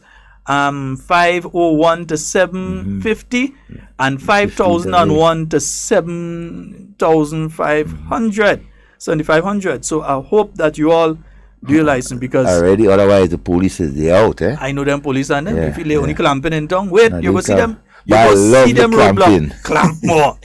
but no, drivers, they camping scooter and yeah, not just moving away from it all, but drivers, they should be grateful that the police are using clamp and not the tow trucks, because when they clamp your vehicle not moving anywhere, but with a tow truck, when they come and they shove that thing under and they just tear away all sort of thing happening to your vehicle. I see some tires drag and burn out all kind of thing already. Or your transmission, yes, all them things, your steering ends, all them things will damage based on if you have a vehicle that your steering lock and all sort of things. No need that. Some of us, I just always put myself in things. Some of us, we too wayward. We like to do anything and just find. We in Grenada is we country. We can do what we want. No laws. We must do things within the law. Yeah. So I have no problem, especially one area glad they clamping. You see, when you come out from the terminal, not the terminal, when you come out from the tunnel, right in front by Grenlek and Ariza, and them they clamp them as a right street day. Because that street is a two-way street, and because people tend to come and park there, they always make it into a one-way street and backing up traffic both directions. Because when you come out from by WFM there, you can take the left, you head back towards the tunnel, and then you go to the parking lot in the back. Ariza Credit Union, they have their parking lot there for their customers. And then the mall has the parking lot. Yes, you have to pay to use the parking lot for the mall, but you could go and you can park in the back there and so. But everybody want to come and park up in front by Grenlek, go inside by Grenlek, or go somewhere else in Bruce Street Mall and just do as they want, leave a vehicle there, obstruct other people and that kind of thing, and find nobody mustn't say nothing, nobody mustn't care. I'm sorry for the guys that work with King Elvis and the other tour operators. When you see it's time for the cruise ship season and these guys have to pass, they're always ending up in where there should be that smooth flow of traffic, there's always some set of vehicle park up there creating problems for them. Exactly. So listen, officers, they want more clamper. I'm willing to help you now. Give me a job for their clamping too, you know. And I want 150 for that clamp to come off, because I know they can't clamp me because I doesn't go and park where I ain't supposed to park in town. Anybody could tell you I just go and park in the mall, behind the mall, or if I have business by Andal, I go and I park inside by Andal. I go in and park where I am supposed to park. I ain't going and park and leave my vehicle and gone and drivers my jolly way. You seen a no parking sign there. But you parking, you go in and then you come back and say, oh, I just go in there, man. I just go in there and do something. Oh God, it's only 5 minutes. You see a no parking there. Officers, do all your work, Do all your work. Continue to do the good job you all are doing, right? And bring more revenue to the government. Kudos to you all. Because if some of us who driving want to play stupid, right, and just pack up anyway and create hazards for other people, then you pay the consequences. The only people I would say give a little blight, there are service vehicles. Some of service vehicles, and these must be specifically marked as service vehicles. They have a T. So try to tour the DHL truck and the FedEx van. I see a FedEx van. Get them a little, oh gosh, officers, you see when it come to them, because you know, if the fellas, if you realize as an officer, then you realize the guys come and they park up the van there, because it's a FedEx van, and they go and have lunch. That's a different That's a clamp them. Delivery, thing. If they come out and they see they have the packages in their hand that they're running quickly to drop in a place there, use your discretion. Don't rough them. Don't rough them. Oh God, the FedEx van. No, but the police will use their discretion when it comes to all vehicles with T, right? With T, that means that it's vehicles that doing commercial and business and so throughout the town. So they will have some sort of discretion, to park and deliver and that sort of thing. But they have a specific time to do it. right? They must not be more than a certain amount of minutes or so in delivering, right? And so that's very, very, very important. Not because you have a tea you could pack anyway. You cannot do that. And hey, the taxi drivers doesn't have a problem, because you realize the taxi drivers are some of the most law-abiding drivers that have on the roads in Grenada. Those gentlemen who drive taxi, I'm not talking about busmen, I'm talking about the guys who does drive taxi. First Waters, my real partner, my real boy. First Waters and all these guys. These guys are some of the most law-abiding for me. On the taxi stand, I can't say I don't see them doing shoppiness when they're driving. In fact, sometimes I find it just taking the time too much. But I don't find I don't see them doing shoppiness when they're driving and all this kind of nonsense and so on. I think they are a good example for a lot of other drivers. The taxi drivers, those guys that park up by 3B, not 3B, 3Bs. Yeah, right by 3Bs and also and on Granby Street as well. Yeah, both sides. Yeah, those guys that park up on the two sides there, I think they're some of the most law-abiding. Oh yeah, and they unite with each other. Yeah, you know, I never pass there and see and hear two taxi drivers cussing each other and carrying on and quarreling. You won't find that. I never pass there, and I just pass there a lot. I never, maybe Tapman I don't see. I never pass any Waters and somebody else quarreling and cussing and you won't see that. Even the height of politics, the men might tell us there are differences, but they will smile. But I mean, I hear nothing so. Kudos to all the taxi drivers and so operating in the different areas around Grenada. Hey, continue to service the people and do what is right. Yes, you know. All right, folks, 440-7377. That's 440-7377. That's the number to call and get on the inside. And 347-329-3101. Yes, so folks, some people are they're querying why the 5 years for the passport. But again, remember, if it's 10 years, remember your identity changes. Not necessarily identity, but your features. Your facial. If you look at pictures of me over the last 10 years. You don't want to see of mine. At a certain time, people have to watch the passport twice to make sure it's the same person. Good morning and welcome. Hello, man. Good morning. What's about the P-taxis? P-taxis. Taxis supposed to be H, and now you're saying P-taxis. Look good. Find out. Yeah, you say the P taxis. In other words, guys that carrying P and running, they're not supposed to. No, that's illegal. The police go deal with them. Yeah, the police are already starting to deal with them. Yeah, the police will deal with them. I know of one or two persons I know who are interested in doing taxis, and they have gone through the proper process to change from P to H. Yep. But those who think in P and trying to box a bread out of a man's mouth who went and pay money to do things properly. That's unacceptable. We understand you have your family to take care of as well, but oh gosh, go and do the thing proper now. Go and do the thing proper. Don't let the police have to come and harass you. Do the thing proper. And I can understand if it's an emergency and somebody with a P vehicle have to assist and they get that's a different case and there's no H taxi around. I can understand that. But don't make it a habit in using your private vehicle and so to continue to cut across and to shortcut those persons who have dedicated their life in driving taxi, and that's how they make their money. You would not like to be on the construction site, right? And the next man from outside come in and start doing your work for you and undercutting you, or come in and say, boy, that man working for $80, What, boss, give me that work for $50 now. You wouldn't like that. So you have to be mindful of these type of things. Let persons, right, who are licensed, who pay the money, who are in the business of taxi, let them ply, let them do what they have to do, right? And for example, too, there are some taxis, right, that they undercut some of the buses too on different routes, right? But that's an issue that the police is also dealing with. For example, you have some taxi men, the bus will take $250 to go certain place, but you have some taxi men with a P now, they're driving around and they're picking up 4 or 5 people and drop them away and still charge them the same $250, not the taxi fare. That there is unacceptable. Yes, indeed. Because there's bus terminals, and the effectiveness of the bus terminal in both St. George. Do Trinidad, what they call it? Say you pull in bull? You pull. Yeah, that was good in Trinidad. In New York, they call it the dollar taxi. You understand? Yeah, but I see a partner we on reach on the live, man. Yeah. A man we ain't talked to for a long time. Who? Bobby's?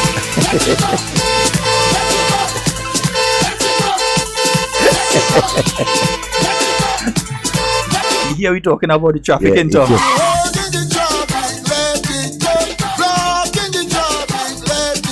Good morning to you, boobies. Yes. We muscles.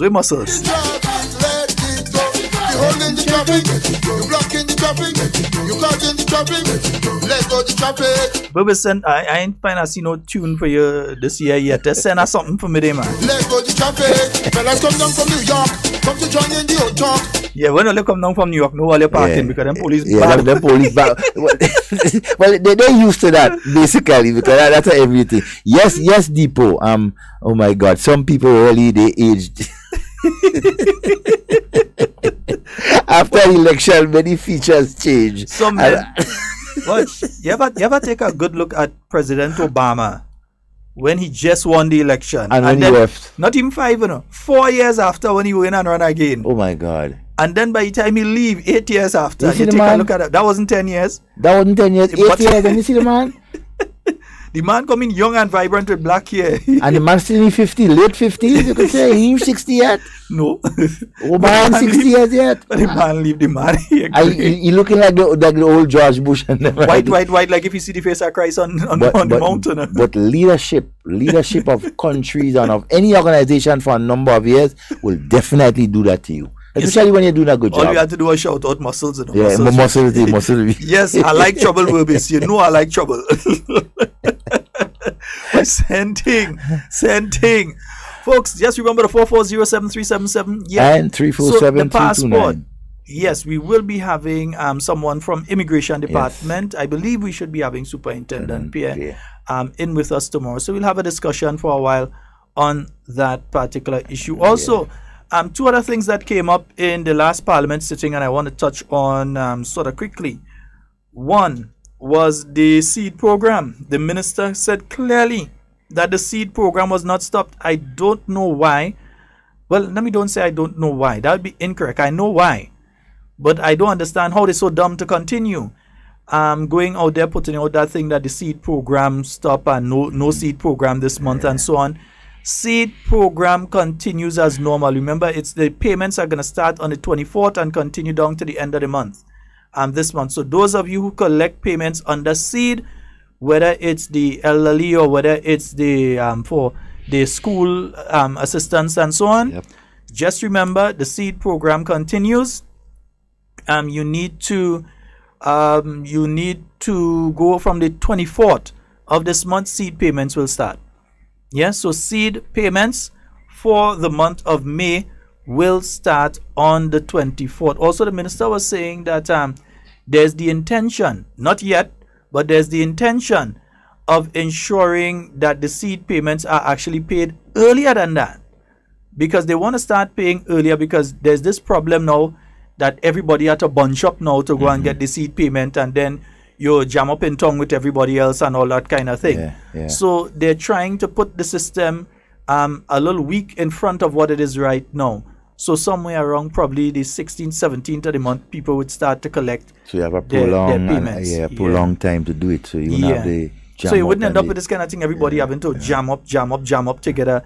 Pensioners receiving their money same time, seed people receiving their money same time, public assistance, everything same time, that they would be a little earlier than others. So that is something that's being worked on. But again, seed payments have not been stalled. It has not been discontinued. Every year, they review, they go over the circumstances of the persons that are under the seed program, who has applied to the seed program. All of these things is done on a yearly basis. So there's no review that's taking place at the seed program at this time. The programs that are under review are the programs that are specifically under the Prime Minister's ministry. And Devon, you find you're hearing noise.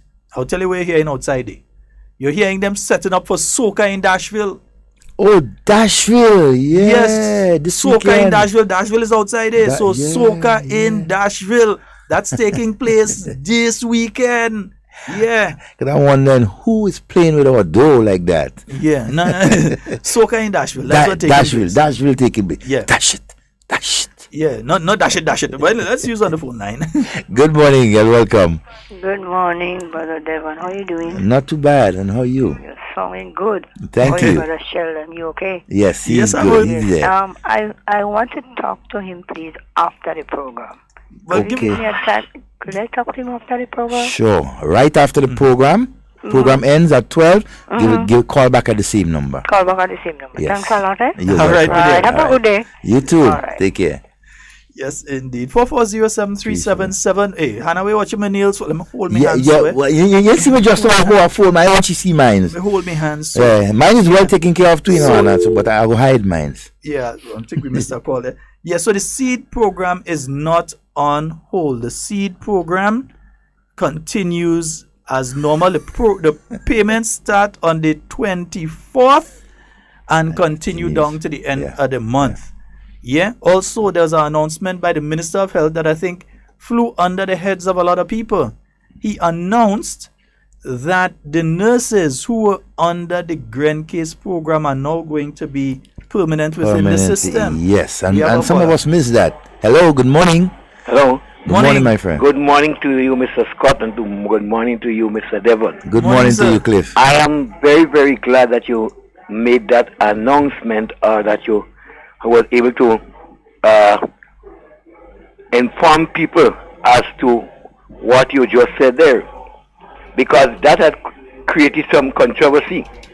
I did heard Miss Claudette and other NDC personnel go wrong with it, that they established this program, they don't have money, they're lending money from NIS again, and a lot of statement. And I thought a woman of her standard should not be spreading those kind of rumors. But I was glad that you were able to clear the air, in other words, you cleared just as the minister said. That the minister did say that in Parliament. But you see what I'm saying to you, when you don't have proper reporting format, what can happen? Yep. And when you do not come back and fix the reports that are made at time, it can be very detrimental to the government, because people take it and spin it around. Misleading. And we have to be very careful. That's why I'm glad that you are doing a fine job. But I'm saying that the responsible person must do better than that, because this thing had spurred all over. The NCA took it on, for that matter, it was on the Sunday program, and they took it and run with that about seed program stop and they don't have money and whatnot. We have to be careful. You have to be careful with the information that goes across. While the government could always clear the air, but there are some people, once they hear what they hear, they take that as gospel. We remember that there is a lot of people out there still supporting the NDC, and they would take those information as gospel, and by the time you come to fix it, half of the people that hear it believe it. Yes, You are doing a fine job. Keep it up. But I'm saying we need those clarification when people, because there is an orchestration out there to tamper everything that NMP do. Yeah, there is. And you have to get on top of them. And that's why I keep saying that the information department have to do better than that and keep in touch. They will be tampering everything that comes out of as information for their own political narratives. I listen to NDC Heartbeat all the time, and I can tell you that lady is painting the same picture that was painted by the lady that was before, Miss Rapier. That's why she's going to suffer the same kind of picture. So be careful. Look out for people believing certain things. Okay. All right. I really hope that you all keep on top of those things, because as I said to you, this thing has make a wrong. People go out and all with it. That no money. See, people ain't getting money this month. Yeah. The government don't have money. She also said that that when the government went to the to take the loan before election, that they take that money and use in election. The lady actually said that money was given to campaign. So the government have to be on top of these things. The IMF report came out and it put Grenada in a good state. We have to be careful how we get those information. Yeah, and we'll be touching on the IMF report more in depth. I don't have the actual document. I'm not hearing you clearly. Okay, but go ahead then when you're finished. But I just saying that I'm glad that we could able to clearly have those things, and you're doing a fine job. But we have to be on top of it. Otherwise, some people will take what is being said on the other side as gospel. Thank you. All right, my brother. Take care. Yeah, what I was saying is that we'll be going more in depth on the IMF report. I haven't looked for it on the IMF site yet. While I'm talking to you and while I'm saying that, I'm looking for the actual. Now they have the interview and then they have the written report that's released via the website. I haven't got the written report, but they were glowing in their assessment of Grenada, because what a lot of people thought would have happened is that you're going to election and we would have gone on a spending spree, and they realized that didn't happen. It was a normal procedure. Good morning. Good morning. Hello. Yeah, good morning. Good morning. Hello, and Devon, but looking at the low boy. Yeah, but you go ahead. Yeah, that's something what Clifford say. It's a woman, she was a former teacher, and then she said, that's one she said that woman, you see that Jenny bad, she said that woman was than Jenny in propaganda. She said when she started teachers have to close the radio, you know. Because she said she started with be a different program, because after that defeat, they open up the line and they check different views and everything, but the same old story, so as they want to continue the same thing, I guess the same result they will continue getting. Definitely. Tell them to stop that. Open the line and the phone and change the prospect, because you can tell you, madam, she listening, she just closed me radio, you know. If you have a she just closed me radio, because I realized that that woman was than Jenny, you know. That's kind of take care, man. I think. All right, boss. Hey, you know, something that sort of slipped out this morning too, and somebody remind us to wish all the students doing the CPA, you know, today and tomorrow, all the best. Not good luck, but all the best. Yeah, you know, our talk doesn't wish people good luck when it comes to things like that. Right? You can hard work. Yes, you can do it. Hard work. Do what you need to do. Yeah, you know? We ain't gonna be wishing nobody no good luck. Best wishes. You see, Kim really listening to Hard Talk heavy, you know. You see, she didn't say good luck, she said best wishes. Yes. Yeah, best wishes to them. We wish them the best. You will only achieve what you have to achieve, not through luck, but through hard work. You have to have studied, you have to have tried your best. You wanna take 2 minutes and take it? Yeah, it seems as Devon had to take an important one. So let me touch a piece here. Let me touch a piece. Oh boy, what do the computer now? That computer be even bad today, you know. Yeah, Nazi B, the computer be even bad. Come.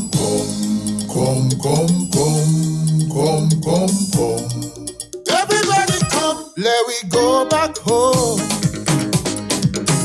Let we go back home. Let we go back home. Everybody come, let we go back home. Festival. Bacchanal, oh yeah, that don't missing me at all. Mad fun, in the hot sun, oh yeah. I wish it would never done. After freezing up in the winter, no places could be better. I'm packing my stuff 'cause I've had enough. Calling up from my friends and tell them to come. Let we go back home. Everybody come, let we go back home. Let we go back home. Everybody come, let we go back home. If you're in London, Toronto, and New York, Miami, calling everybody all over. It doesn't matter, wherever you are. Yeah, you know how to show off with my artists and them gonna have a little piece of thing. Everybody come. Here we go back. Somebody please send Valine music for me. The place to be. Yeah. Somebody please send everybody music for me, please. GT. Just send Yeah, send them thing now. Send on. Don't get to rest. Yeah. GT, link me and wait. Link us. Yeah, indeed. Watch 44070. Hey, boy, I make a pass by Helen Marie. I see them costumes, boy. You ready? Helen has she costumes on display, folks. If you're in town, pass by Helen Marie, number 1 Esplanade, not Esplanade, what's in? NIS Mall. Yeah, make a little pass by Helen and check out what she have to offer. All right, check out what Helen had to offer. Helen, watch Helen a real thing down there, I tell all you. She have the children's band and she also has the one for the adults as well, Elementra. Yeah, and if you watch, I'm trying to describe it, I can't really describe it. All I will say is absolutely beautiful. Pass on down, have a look at Helen Marie's place there, you'll see the band. Tell Helen Sheldon send you and you'll see you'll get special treatment. I ain't telling her. Devon said me now because oh, the bill might come. I know who are telling them go and say that by. You feel stupid. We have a caller. Good morning and welcome. Yeah, yes, guys, just me again, real quick. Shalon, Helen Marie, does she have a website for her costumes? You know? I think she does. We need that information out here. You know? I know she has a Facebook page, definitely. As to a website, I am not absolutely sure, but I will find out and send it to you via WhatsApp. Please. Yeah, please. so you can see. You can see this. Remember, I asked you for the number. A few people is asking about. I thought I sent that thing to you, man. So do that for me, please. Okay, no problems. I thought I sent the number to you. You know. All right, no problems. Yeah, man. If you had to get Helen Marie, 533-3351, 533-3351. Yeah. I know I could remember that off the top of my head. Yeah, so 533-3351, 3351, 533. And I could get Helen Marie. And I know Peter Bain and the Rainbow Revelers, man, they are preparing to come to town to take it again. The launch yet? No, not yet. I want to hear what they have, yeah. man. Yeah, they will. Oh, they are working almost every night. Morning to you, Peter Bain and Nola Bain. Have a good morning. Yeah, man. Queen Show was the bomb. Man. Oh, Queen Show was the bomb. By the way, they promised to give me. Did they go? No, I ain't go. I had to stay and rest because I had to drop after Barry's deal. And I had to work the morning too. Oh boy. You understand? And so, but I had to provide a service to one of the things. There was one of the contestants, right? The mothers who have a son that is at the Father Madigan's home, and we wanted to give her a surprise, right? To bring him to the Queen Show so he can meet his mother after a long time. And so give her a surprise. He met his mother and his father and so sisters and brothers and so, and it was a wonderful gesture, right, made by Nola Bain and Peter Bain in reuniting families after all these years. That's nice. That's beautiful, man. Thanks again, Mr. and Mrs. Bain. Yeah, Wakanda forever. That's yes, forever, man. That's the kind of thing we like to see. 4407377. That's the number for you to Hannah, why is Piggy? Huh? Well, Jay, stop that. Don't call you man that. Right? Hannah, no, I go delete that comment. What kind of comment you paying? You leave it alone. Don't say it on I look nice. Hannah, I deleting that comment. A zip, Hannah. In fact, no. I'll leave in the comment. Let everybody see it. Let everybody see what you're talking about, Hannah. Wait a minute, people. Look what we're going to talk about. Anyway, but, just to clarify quickly, because we were talking about the seed program and so. Yes.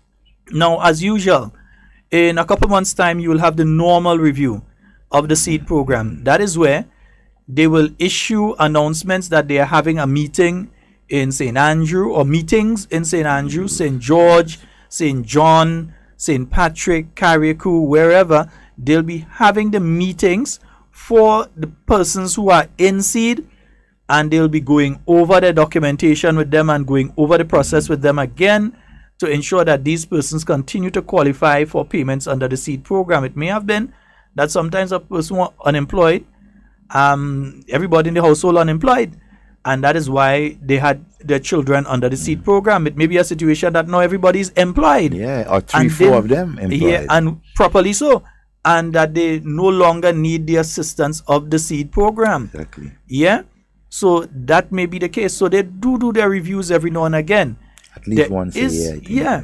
There is a review that's taking place under the Prime Minister's Ministry of programs specific to the Prime Minister's Ministry that provide assistance to persons. For instance, if you've got your child that is of school age, you're unemployed, and you have no form of income, the child needs a pair of glasses, there is a way that they usually assist through a program under the Prime Minister's Ministry, through the constituency offices. From the constituency offices, so you don't go to the Prime Minister's Ministry, you go to the constituency representative, the constituency offices, and once they assess the situation, because what was found that some people that may have been able to afford were going and ask for it too.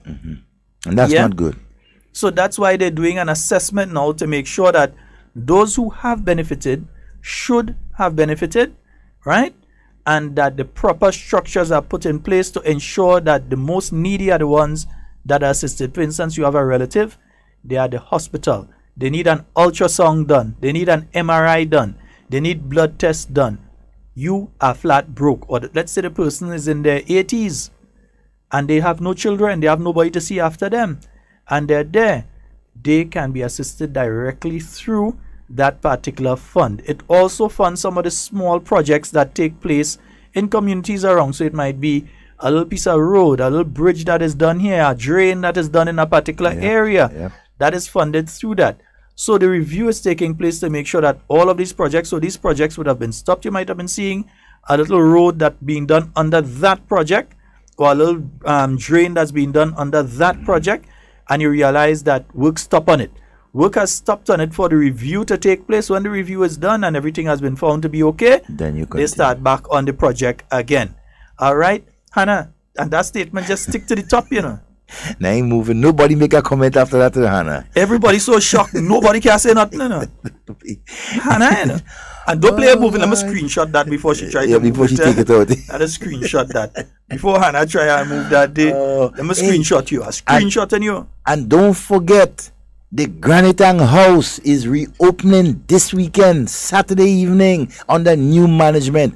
Come out and enjoy. Eat all you can eat, but buy the drinks. Yeah, support the bar, but come and eat all you can eat. But you ain't no monkey, eh? Right? Come out and support. No monkey in the pot. In the pot. Not and no fish from the lake coming and go in the pot.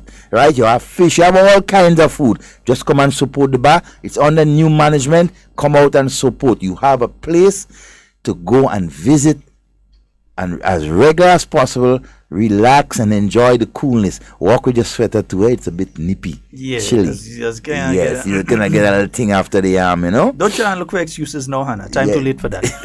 It's a bit too late for that now. Yeah, we've already caught you. You can't get away now. Yeah, we've caught you already. Yeah, folks. Yeah, we're getting close to the end time for today's program. But yes, as we also said, it kind of flew over a lot of person's head, because those people who are under the Grand Case program, where they were basically placed within the system to work for 3 days a week, just provide service for 3 days a week, 3 days in and the rest out, you know, in and between. They are now being brought permanently into the service. Yes, looking for a little more clarity on the situation from the minister and so on in relation to that.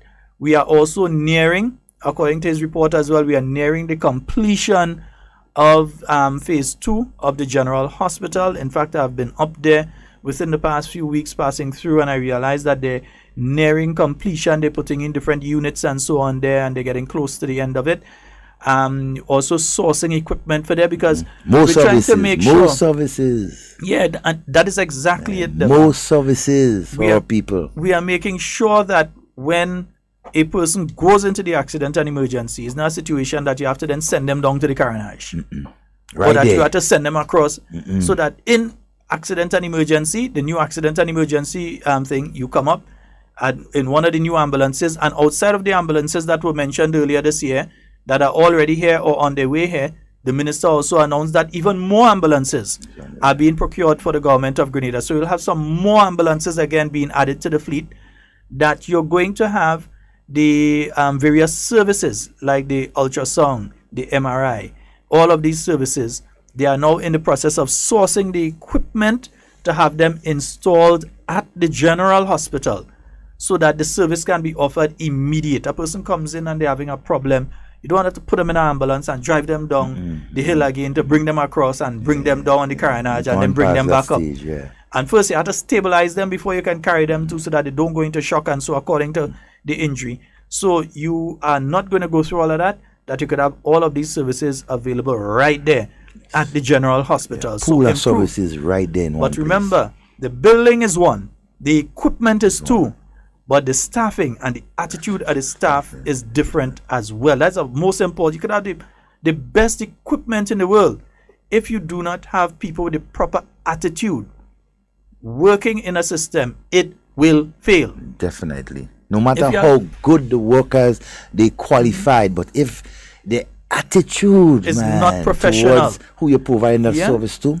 So if they just want to ill-treat the equipment that you may end up spending as much as $1 million for, them thing expensive, eh? Exactly. If you just want people that just gonna ill-treat the equipment because they just come in and they feel in a kind of mood today, they don't care, then the service will not be available for each and every one of us. I believe that we have some of the best nurses in the world, and doctors and medical professionals. Some of the best on planet Earth are right here in Grenada. Yeah? People go to the general hospital, they get good treatment from the nurses and doctors, and you don't see them calling the radio and praise them and say, well, recently, you know, come and think, recently I've heard one or two. Yeah, recently there have been a number of persons here calling and saying that they have said that, look, we have I went to this ward and I got excellent treatment, and even calling some nurses and so on name. That's good. We must have more of that, because sometimes that slave mentality where we like to dwell on the negatives, I think it takes over every now and again. The negatives always come up on point. Always want to come and speak about, oh, I went there and they do me this, I went there and they do me that. That's why we so miserable, you know. We have to get to the point that we're doing the proper thing. So let me say a special good morning to all the doctors and nurses, and especially the nurses, because I really feel it for the nurses. Oh man, the doctors does be there 24/7, but them nurses and them, man, some of them, man, they do have nurses assistants, and so the maintenance persons at the general hospitals and all the other hospitals and clinics, medical clinics around the island. Kudos to you. Continue to provide the service that you are providing. Right, the Grenadian people is appreciating what you're doing. Yeah, you may find one or two things, hiccups here and there, but the service is good. Good morning and welcome. Good morning, brothers Sheldon and brother Devon. Good day, my friend. I'm listening to you talking about the healthcare and the health system, and it reminds me of a caller on Tuesday morning to a program in another place, where somebody called and testified of the great work at the hospital and the service that they received. And 95% of the callers thereafter also commented positively, except for one caller called, and he was trying to tell the guy that that's not the way it happened, and you know, but everybody else that called thereafter, like I said, they praise the service at the hospital. And when you think of places in other countries where you're admitted on a ward and you can't even find a bed. Exactly. You know, I'm talking from experiences of myself and family members who would have traveled, received medical attention overseas, and the waiting time, for example, in emergency is over 10 hours. I could testify to that. You know? No, for sure. Are you there? Yes. Hello? Oh, you look at the... Hello? Oh, boy. Look like that caller drop off. Yeah, but he was making a point. I could testify for that right there in North America, in Brooklyn, Kings County, right, and in Staten Island. There was, I mean, a couple of times I went around, 8, 9 o'clock in the evening and left there 2, 3 o'clock just for a simple examination from a doctor. The waiting time. I mean, it's not. But not only there, Trinidad had a problem. I mean, Barbados yeah, had a problem, Jamaica it's a problem that you cannot stop in an emergency. Let's come out of what they consider third world. All of me believe in this third world. The third world thing. Dotage thing about first and third world. But anyway, let's look at what they consider first world. You go through the same thing in the US and the UK and so on. Worse. Unless you go to a private hospital. But once you go to the public Kings County, a lot of you living in Brooklyn, you know. Yeah. You know that. Not a far fact. Yeah. You have some long waiting times and all this kind of thing. And they have the most doctors and nurses. I can't talk from experience, because me personally, I never had to go to a doctor in them place. And them. I mean, I know one country I go in, my leg was getting some problem.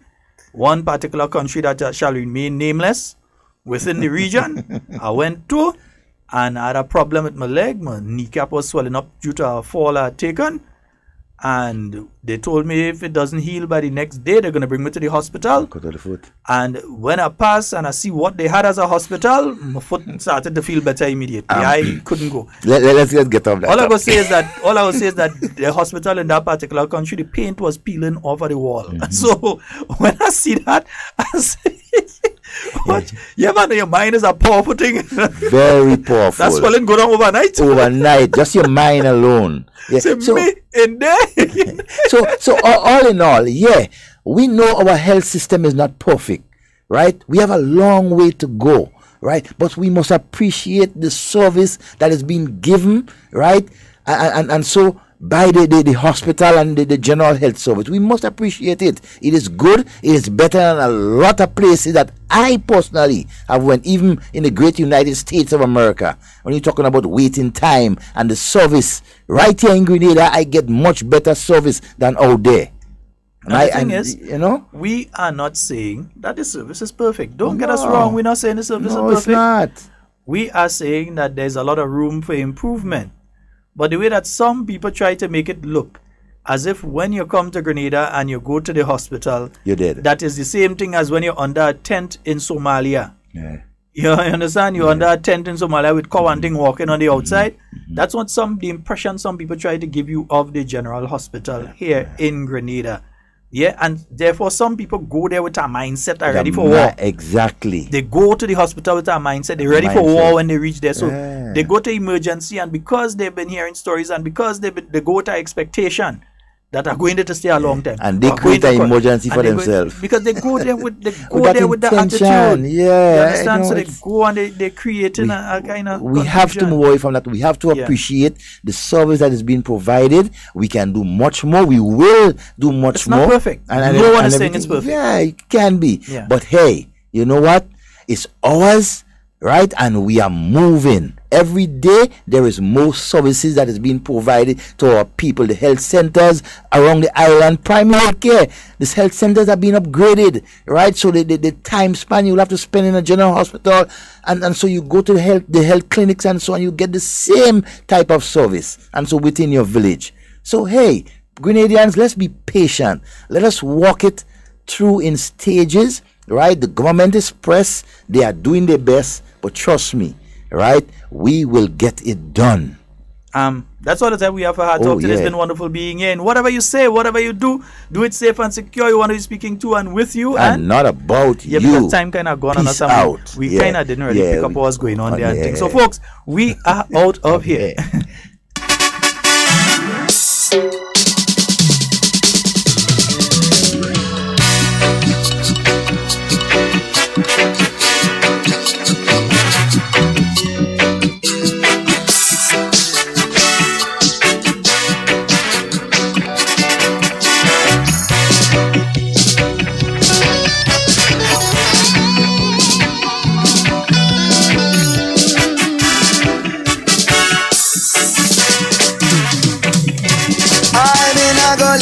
In a Babylon, show me and them no get along. Don't weigh out the pros and cons, maintaining the tradition, bubbling with ambition. Still I see son of Peter Pan. Me some man no get it wrong. It's all about a Jaja plan. Take where you get until you get where you want. But I know your ear man crying through the calm and storm. So when you see the phoenix rise, say don't you be alarmed. And that a guan, pan what a guan. I a guan, move straight and I stand firm. Certain bridges I and I willing to burn. Yaga yaga yo, ya yo yo yo yo. I a guan, move straight and I stand firm. Certain bridges I and I willing to burn. Yaga yaga yo, ya yo yo yo yo. Go book me to up in a Buckingham. When I time for Yama Slam. Fiery like dry cayenne. Still skillful like a the goose man. No need no posse or no gang. The way drawing a Babylon. Filling out the question. Must fulfill this your mission. Take where you get